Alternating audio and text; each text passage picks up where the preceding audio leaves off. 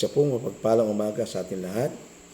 Good morning, Pastor Joel and Sister Lydia Buia, Pastor Bobby and Sister Cynthia, good morning.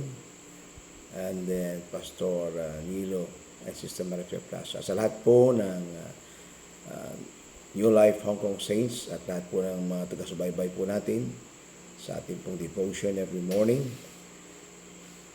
Muli na lang po tayo magsama-sama sa umaga ito at muli thank you for the privilege once again na ipagkaloob sa atin na magbahagi ng salita ng Diyos.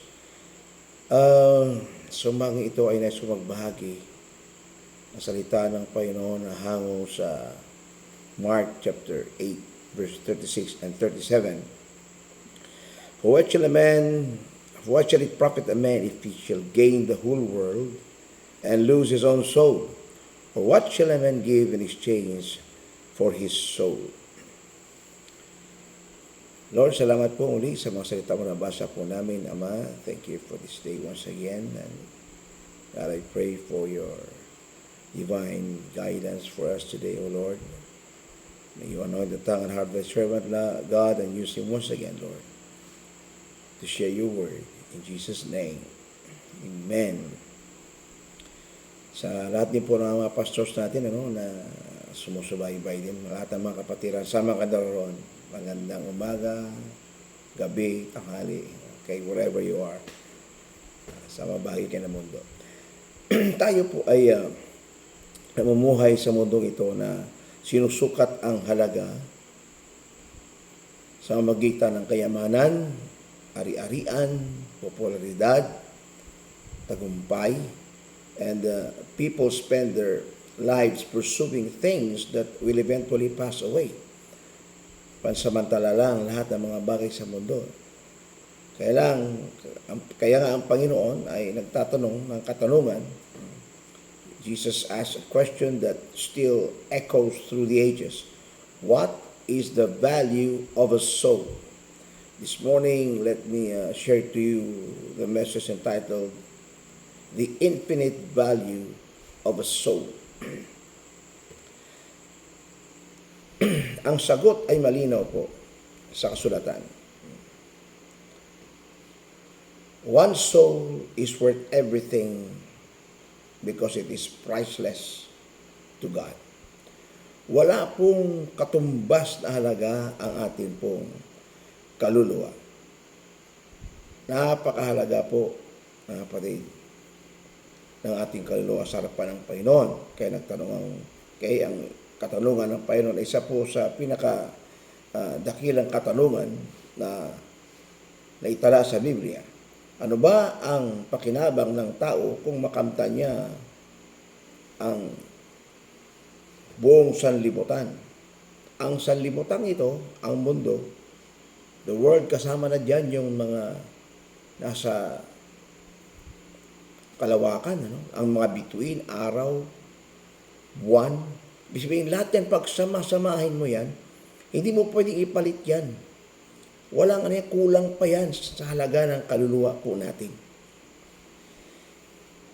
Kaya na pinapaalala sa atin ng Panginoon na habang tayo nasa mundong ito, ang mundong ito na pinapahalagan ang kayamanan, ang pera, katanyagan, ang ari-arian, posisyon, o anuman, pinapahalagan ng tao sa mundo. Ang Diyos naman ay nagpapahalaga po sa ating kaluluwa. God values our soul. So a person's soul will live forever, either in the presence of God or separated from Him. Therefore, one soul is worth everything. Tandaan po natin. Saan man tayo mapunta, wherever we spend eternity, in hell or in heaven, our soul will not die. Conscious po yan palagi ang ating pong kaluluwa, mga kapatid. Kaya, ito po, mga kapatid, ay ating pong pahalagaan. Dahil ang ating pong kaluluwa ay mahalaga sa Diyos. Mayroon po siyang tag price ang ating kaluluwa. Pero ang tag price nito, mga kapatid, ay hindi kayang ipunin ang kayamanan ng sa buong sanlibutan. As whole has infinite value. Why? Because it is created by God. Ang sabi sa atin, in the book of Genesis chapter 1 verse 27, tells us that mankind was created in the image of God.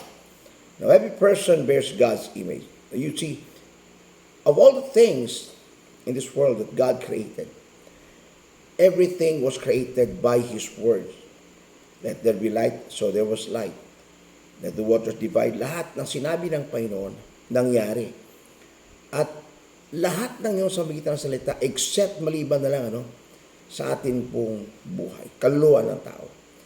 Imagine, kung nakapunta kayo sa mga beach resorts, mapapansin nyo maraming taong humuhubog. There are many people forming some, in the sand, some sand castles or whatever they want to form doon sa tabing dagat, sa buhangin. Anong kanilang posture? Nakatayo po ba sila? Hindi po. Kung titingnan po natin ang posture nila, nakaluhod sila at they are carefully forming whatever they want to form in the sand. Either is ang karamihan, they are forming sand castles. Ang iba naman, naglalaro sa buhangin, yung tao na kaiga, nilalagyan ng buhangin. Nakaluhod po sila. Ganun po. God Himself, when He created man, when He created Adam, He knelt down on the ground and formed Adam at the dust of the ground. Imagine, doon pa lang parang nagpahiwatig na sa sobrang pagmamahal ng Diyos sa tao. Niluhuran niya ito at hinubog niya. Iningatan niya ang paghubog nito. Hinubog niya bilang isang tao. At nung nahubog na, anong sabi? God breathed into their nostrils the breath of life, and man became a living soul. So, doon pa lang, nagpahiwatig ng Diyos ay mapagpakumbaba. Dahil sa tao, nag-effort siya. Ang ibang bagay ginawa niya, the animals, the trees, the lands, everything, He just created them by words. But when He created Adam, nag-effort ang Diyos. Kaya imagine mo, yung posture niya nakaluhod din. Subukan mong nakatayo ka o nakayuko ka na maghubog ng mahirapan ka. Ganun po. So ang Diyos, God Himself, knelt down and formed man in the dust of the ground. And then He breathed into His nostril the breath of life. So, ganyan po kahalaga ang tao. That's how God values souls. So we are more than flesh and blood. We possess an eternal soul. Remember, we became a living soul when God breathed into His nostrils. When God breathed into Adam's nostrils, the breath of life. Kaya nga we have an eternal part of God. That's why our soul is eternal. It will not die. Our flesh go back to the ground, but our soul will remain alive. Buhay po yan. And it will face judgment. Whether in heaven, face judgment in hell, or be blessed to go to heaven. So wealth, pwedeng mapalitan ng kayamanan. Wealth can be replaced. Buildings can be rebuilt. Business can recover. But a lost soul cannot be replaced. It cannot be replaced. So every human life matters because every soul matters to God. Mahalaga tayo sa Diyos. We are important. We are God's masterpiece. We are important to God. A soul is worth the blood of Christ. According to 1 Peter chapter 18, Paul declared that we were not redeemed with silver or gold, but in verse 19, with the precious blood of Christ. You see, dugo ni Kristo, the blood of Christ, redeemed us. So, if God Himself became flesh, imagine, God could be in His throne sitting. But then, He cannot bear to see His special creation suffering, and someday will go to hell. So what did God do? What He did? He came in flesh. Ito na. Nagpakumbaba na naman siya. From heaven. Paul said He stooped down from heaven to earth. Para ano? Tubusin ang tao. To redeem mankind. So once again, nagpakumbaba na naman siya. Bumaba siya sa lupa eh. Kaya lang, hindi niya nakayanan na tingnan ang tao mapapahamak. Kaya siya rin mismo, He came in the form of a flesh and redeem us with His precious blood on the cross of Calvary. So, the value of a soul cannot be measured by earthly riches. Heaven considered our soul worthy of the greatest sacrifice ever made. So Calvary is God's declaration of the worth of every soul. His life, His blood. Okay? Mantak nyo ginawa tayong karapat-dapat. What an amazing grace, amazing love of God. At ipinakita niyang pagpapahalaga po sa atin, mga kapatid. The soul has an infinite value. We are important to God. In Luke chapter 15, verse 7, Jesus taught that there is joy in heaven over one sinner who repents. So, tingnan nyo. One soul repented. Heaven rejoices. The angels in heaven rejoice over one soul. Imagine how important we are in the sight of God. Imagine how important our soul is to God. That's why the parable of the lost sheep, He left 99 and then He looked for one. Hinanap niya isang tupa. One sheep who was lost. Hinanap niya. Iniwan yung 99. There's also a parable of a woman's search for one lost coin. One lost coin. Marami naman siguro siyang coin, di ba? Of course. She has many coins, but when he lost one, he looked for the one lost coin. And even the parable of the prodigal son, the father welcomed his lost son. If you read the Bible, the father always longed for his son to come back. And he always waited for his son to come back. So this parable reveals God's heart. He does not overlook the individual. Every soul matters to Him. Matters enough for heaven to celebrate when one person comes home. Over one sinner that repented. Takin nyo, pag nawala tayo. I remember the song.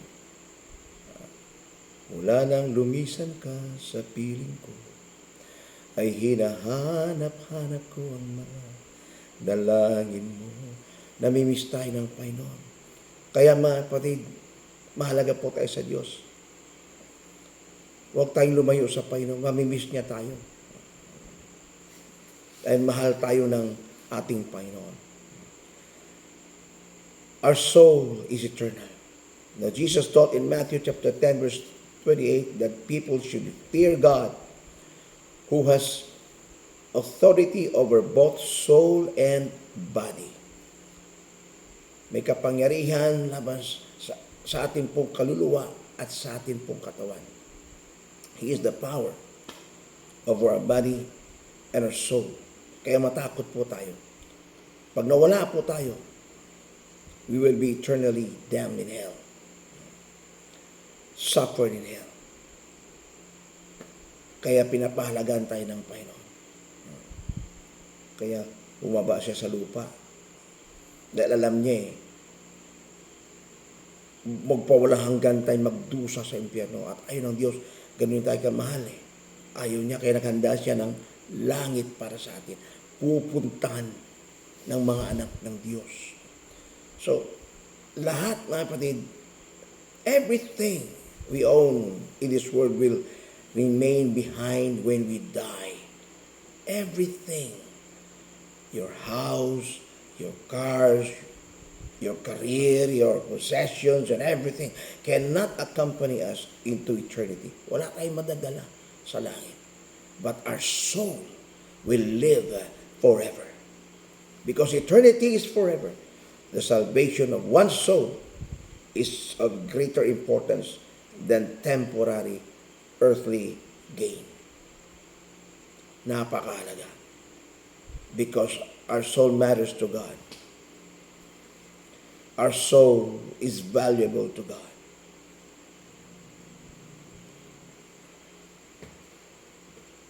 Let's have a right relationship with Him. And God, Jesus Himself in Matthew chapter 28, verse 19 and 20, left us a great commission. Commission to what? To preach, teach, and baptize people, to bring souls to Him, because every soul matters. Kung ang Diyos concerned, if God is concerned for His soul, if we are truly a child of God, then we also must have His concern for soul. If we value soul, then also we, na pinahalagahan ng Diyos, ay magpapahalaga rin po tayo sa iba. Our mission is to reach souls. The church exists not merely to hold services, but to seek the lost.